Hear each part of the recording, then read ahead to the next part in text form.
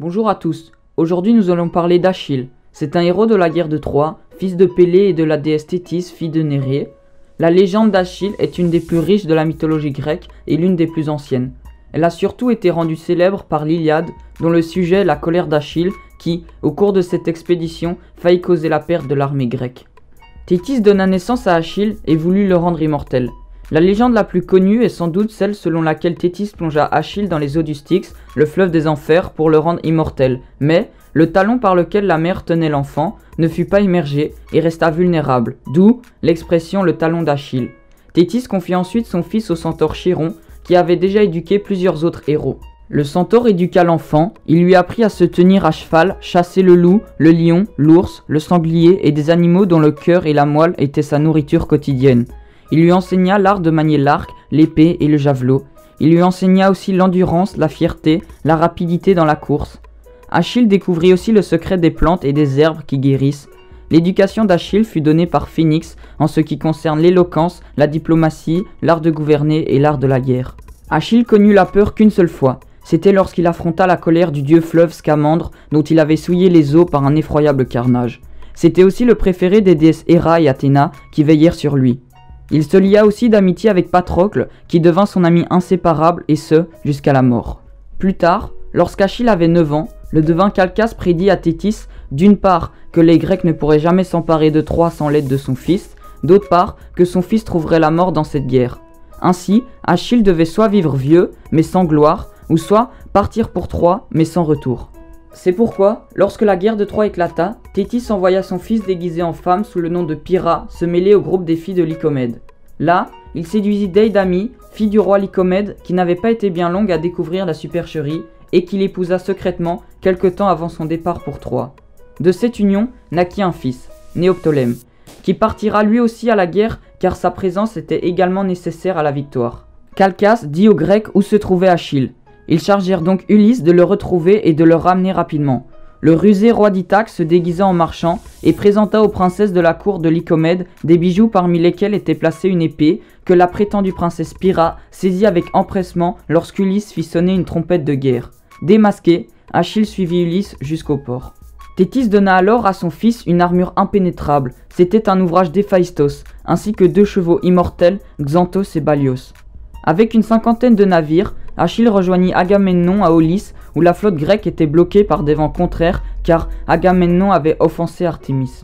Toujours selon le devin Calchas, la flotte ne pourrait partir pour Troie tant que la fille du roi ne serait pas sacrifiée à Artémis.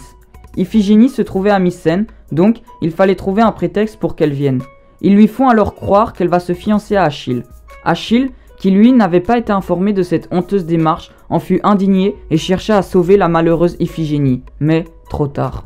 Les Grecs purent enfin partir. Aux abords de Troie, les Grecs abordèrent à Ténédos, où Achille, sans le vouloir, ignora l'avertissement de Thétis en tuant Ténès, roi de l'île et fils d'Apollon. Sa mère lui avait prédit qu'il se vengerait de ce meurtre, et en effet, une flèche décochée par Paris et guidée par Apollon devait plus tard avoir raison de lui. De même, Thétis l'incita à ne pas être le premier à descendre du bateau à Troie, et cette fois-ci, il suivit son conseil. Comme il s'avérait impossible de prendre Troie en l'assiégeant ou en donnant un assaut, Achille conduisit alors l'armée grecque contre les villes voisines et en saccagea 12 sur la côte et 11 à l'intérieur. Il captura notamment la belle Briséis et prétendit l'aimer mieux que personne. Agamemnon reçut Chryséis lors du sac de Thébé, et c'est autour de ces femmes que se noua la querelle qui opposera Achille et Agamemnon. Après 10 ans de siège, la position des Grecs n'avait toujours pas changé, ils étaient toujours sur la plage. Le père de Chryséis était un prêtre d'Apollon. Ce dieu prit donc le parti des Troyens et cribla de flèches l'armée grecque. Une peste frappa le camp des Grecs et Calchas révéla qu'Apollon avait puni Agamemnon pour avoir refusé à son prêtre de lui rendre sa fille. Obligé de céder, Agamemnon, furieux, réclama une autre part. Alors, pour humilier Achille, il décida de prendre Briséis. En colère, ce dernier décida de se retirer sous sa tente et jura de ne pas retourner au combat. Alors, il implora sa mère de demander à Zeus l'avantage aux Troyens tant qu'il serait absent sur le champ de bataille. Agamemnon, inquiet, décida de se réconcilier avec Achille pour qu'il reprenne les combats à ses côtés, et pour cela, il lui envoya ses ambassadeurs Phénix, Ajax et Ulysse, afin de lui offrir des dons et des cadeaux, parmi lesquels se trouvait Briséis, le sujet de leur dispute. Mais Achille ne céda pas, et ce fut son ami Patrocle qui se déguisa en Achille en mettant son armure, puis en conduisant les Myrmidons au combat, comme s'il s'agissait d'Achille lui-même. Malheureusement, durant le combat, Patrocle, après avoir tué un grand nombre de Troyens, devait affronter Hector, le commandant de l'armée troyenne. Hector tua Patrocle, puis le dépouilla de ses armes et essaya de s'emparer de son corps. Mais Ajax, Ménélas et d'autres guerriers grecs l'empêchèrent d'atteindre son but.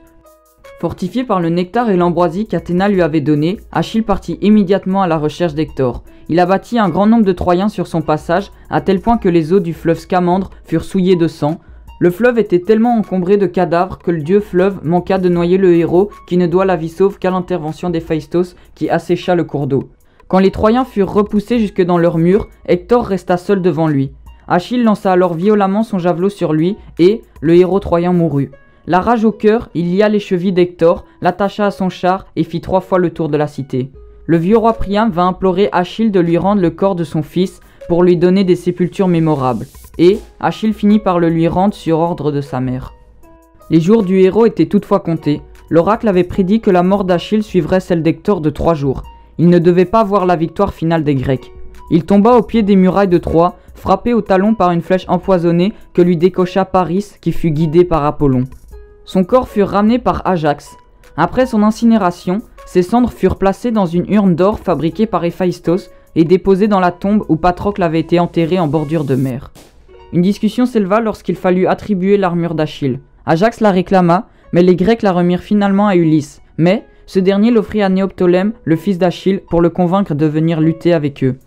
Les Grecs rendirent à Achille des honneurs divins et lui dédièrent des temples et un culte, notamment à Sparte et à Élis. Plus tard, lors de la descente aux enfers d'Ulysse, il croisa Achille qui lui dit « Ne cherche pas à m'adoucir la mort, ô noble Ulysse, j'aimerais mieux être sur terre domestique d'un paysan, fût-il sans patrimoine et presque sans ressources, que de régner parmi ces ombres consumées. » Alors voilà, c'est tout pour la vidéo d'aujourd'hui. Merci à tous de l'avoir visionné, j'espère qu'elle vous aura plu et n'hésitez pas à mettre un pouce bleu. Sur ce, merci à tous de suivre la chaîne et on se revoit bientôt pour la suite.